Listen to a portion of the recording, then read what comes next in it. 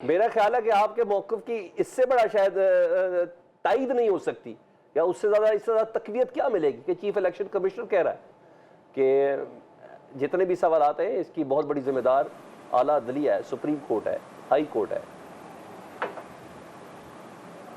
तो देखें, ये मेरे मोहतरम ने बड़ी अच्छी बात की। सवालिया निशान नहीं है, जवाबिया निशान है। सर आम आदमी नहीं है, शहजाद सईद चीमा साहब हैं, सेक्रेटरी इत्तलात पीपी वस्ती पंजाब, इनकी स्टेटमेंट मैटर करके भी तो इनको मैंने काबू करना है गवर्नर के। जी मैं वही कह रहा हूँ, किया गया अभी दस्तखत वो भी करना है। जी देखें, एक चीज़ समझे, पाकिस्तान की तारीख में मुझे आप बताएं, क्या ऐसा हुआ है कभी कि फॉर्म 45 लेकर फिर रहा हो कैंडिडेट? जो फॉर्म 45 इलेक्शन कमीशन का है, कानूनी डॉक्यूमेंट है, वो मैंने नहीं बनाया घर बैठ के। इलेक्शन के दिन पोलिंग एजेंट जो वहाँ से, जिस पर प्रिजाइडिंग अफसर के दस्तखत होते, उस पर पूरा काउंट होता, वो लेकर निकलता। पूरा इलेक्शन रिजल्ट रात को कुछ होता और सुबह कुछ और कर दिया जाता। पाकिस्तान की तारीख में कभी ये हुआ है कि आरओ ऑफिस में कैंडिडेट्स को रिजल्ट्स की कंसोलिडेशन के लिए ना बुलाया जाए। पाकिस्तान की तारीख में ये हुआ है कि एक सियासी जमात से उसका निशान छीन लिया जाए, जिसमें इलेक्शन कमीशन खुद पार्टी बनाओ, और रावलपिंडी के कमिश्नर का बयान तारीख का हिस्सा है, रिकॉर्ड का हिस्सा है, उसको नज़रअंदाज नहीं किया जा सकता। और ये बात बड़ी अहम है कि हम चिल्ला रहे थे कि आप ये ब्यूरोक्रेट्स और डीसीस के ज़रिए इलेक्शंस ना कराएं, बल्कि जजेस को, जुडिशरी को इन्वॉल्व करें इलेक्शन कमीशन में। उसमें भी इलेक्शन कमीशन खुद पार्टी बना हुआ था हमारे आगे, और एक साफ शफाफ इलेक्शन नहीं कराने दिए गए। मुझे बताएं, 180 सीट्स हम क्लेम करते हैं, हमें 94 सीट्स पर लाके खड़ा कर दिया।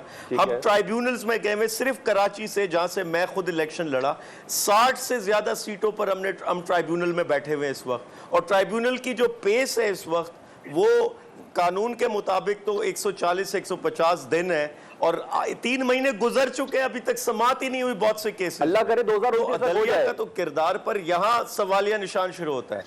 मकसद सिर्फ ये कि देखें, या तो तय कर लें कि किसी बंद कमरे में बैठकर हुकूमतें बनानी है, तो फिर ये ड्रामा किस बात का कि 48 अरब रुपए आपने इलेक्शन पे खर्च करने हैं, इतनी बड़ी एक्सरसाइज करनी है, लोगों को इन्वॉल्व करना है। मेरी तरह नौजवान पॉलिटिक्स में आता कि शायद मैं कुछ इस प्रोसेस का हिस्सा बन के कुछ कानून साजी करके किसी का भला कर दूंगा। ये सब फजूल है, डकोस है। आलमगीर साहब, तीसरे ने फैसला किया। आलमगीर साहब, थोड़ा ड्रामा तो आप लोग भी कर रहे हैं ना, यानी बानी पीटीआई के ट्वीट को पार्टी डिसोन कर रही है, बानी पीटीआई उसको ओन कर रहे हैं। किस तरफ जाना है?